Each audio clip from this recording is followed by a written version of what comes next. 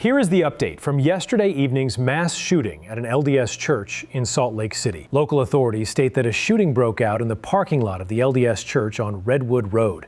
At the time of the shooting, a crowd was gathered in the parking lot for a funeral or memorial service being held inside the church. The shooting reportedly took place as a result of mutual combat between two suspects, both of which are currently at large. Concerning casualties, 2 were killed and 6 others wounded during the engagement. Shootings involving churches or other places of worship are worth dedicating more attention to, as these are more vulnerable sites that are easy targets for malign actors and terrorists. However, a brief investigation into this shooting indicates that this incident is not what many may think at first. The church itself is a front. This facility is really a safe house or community center for the Tongan Crip Gang, or TCG. The facility is indeed a real LDS church. However, this particular ward has been taken over by the gang, which have declared this church and the surrounding terrain to be their turf. Photo and video evidence from inside the church on the night of the shooting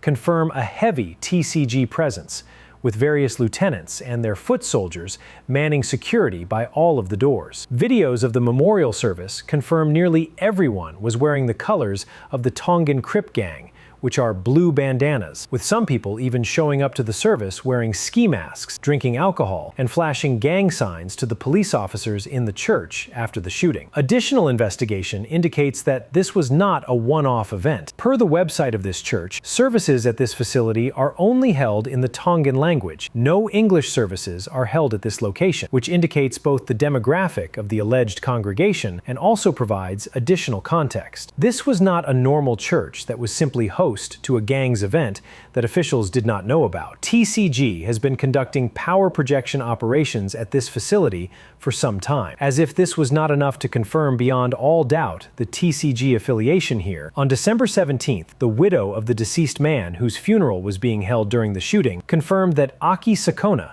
the deceased man, was an active member of the Crips, while simultaneously being heavily involved in the church. The Tongan Crips have risen to be one of the biggest gangs in the state of Utah after being transplanted into the area from the Polynesian island of Tonga over the years, or from California, where they also maintain a significant presence. The TCG, along with other Polynesian splinter groups, have dominated Salt Lake City for years and have conducted extremely brutal crimes around the city, most of which surpass the level of violence seen with even the most brutal Central American cartels. These guys are no joke, and they dominate the local terrain of Salt Lake City, where they conduct operations nearly completely unchallenged. In this case, though the shooting took place at a church, it's absolutely certain that the shooting was actually gang-related and not due to a grievance with the LDS church itself or a terrorist attack for ideological reasons. Due to these complications, local authorities have been tight-lipped regarding the shooting and still have not officially confirmed that this was a gang-related shooting, despite the Salt Lake City Police Department gang unit being the lead investigative unit for this case. There has never been a more clear case of a gang shooting being the cause of these casualties. However, nobody wants to confirm anything